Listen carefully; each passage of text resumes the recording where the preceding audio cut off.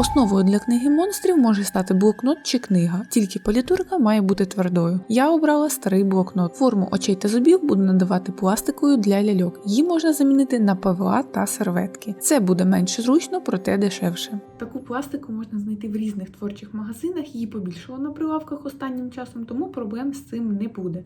Ціна такої пластики за 200 грам приблизно 130-150 гривень.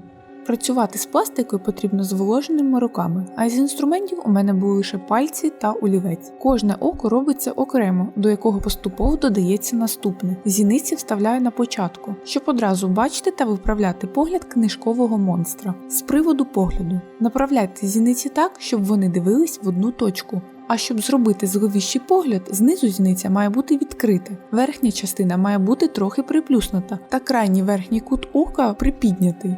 Над дрібними деталями можна не заморочуватись, так як тканина це все перекриє. Зробила одразу зуби та ось такі щупальця. При бажанні можна із задньої сторони їх зробити. Залишаємо до повного висихання на 24 години.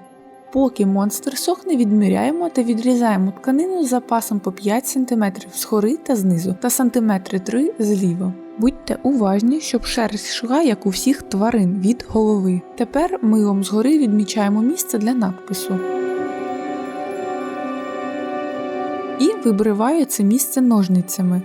Термомаркером зробила напис і почала вишивати нитками муліне. Можна спростити собі життя і намалювати літери акриловими фарбами в декілька шарів. Термомаркер виявився не дуже термо, тому сині кольори сховала, обвівши літери коричневим брашпеном. Тим же способом відмічаю та вишиваю напис знизу. Приклеїла тканину до блокнота клеєм 88. Добре промазуйте ямки, щоб потім передати цю форму через тканину. Самі очі та щупальці я не приклеювала до блокноту. Не знаю як, але вони самі тримаються. А ось зуби відклеїлись, їх я потім на гарячий клей посадила.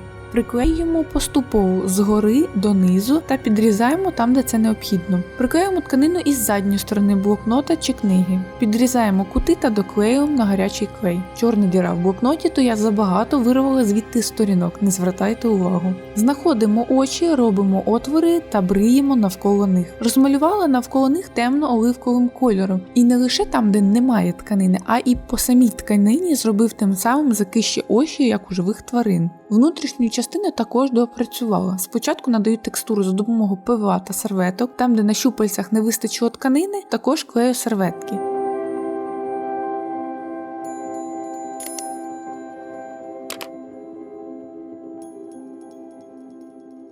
Розмальовую їх тим же кольором, що й навколо очей, а все інше бордовим. Монстр не дуже любить чистити зуби, тому їх також розмальовуємо. Зріз я також розмалювала бордовим кольором з використанням таких зажимів. Проте, коли я розділяла сторінки, трохи їх попсувала. Тому, якщо шкода ваш блокнот чи книгу, не малюйте зріз. І остання деталь – це ось такий ремішок, щоб наша книга монстр нікого не з'їла.